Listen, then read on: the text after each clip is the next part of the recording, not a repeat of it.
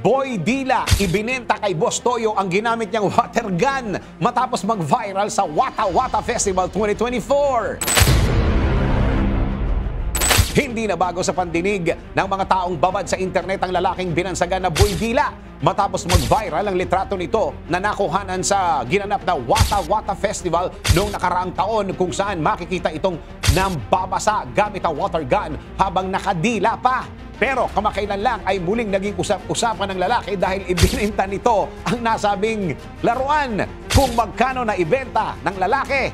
Eto, taong 2024 na pag-usapan sa social media si Lexter Castro, ang lalaking binansagan na Boy Dila sa Wata Wata Festival 2024 matapos itong makuha ng makailang ulit na binasa ang isang motorcycle rider gamit ang kanyang water gun habang dumidila-dila pa.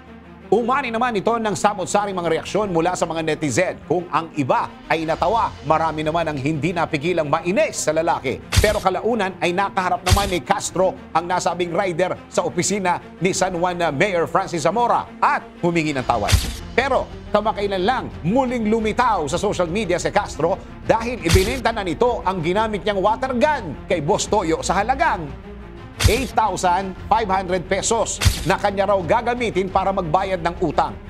Matatandaan na bago pa lumitaw ang lalaki sa vlog ni Boss Toyo ay nauna na itong pinag-usapan matapos makulong dahil sa paglabag sa bawal bastos law nang sitsitan nito ang isang menor de edad na babae. Gayunpaman, sinabi ni Castro na nangutang lang siya ng pampiyansa na mahigit 15,000 piso para sa pansamantalang kalayaan. Sa mga malalakas ang trip dyan, dahan-dahan lang at baka ikaw na ang susunod na pag-usapan sa social media. DWIZ Research Report. Report. Thank you for watching. Tuloy lang ang panonood at pakikinig ng tamang balita sa DWIZ News, DWIZ News FM Regional, DWIZ News TV, Aliw Channel 23, nationwide. Mag-follow, like, subscribe, at i-share ang aming mga social media accounts.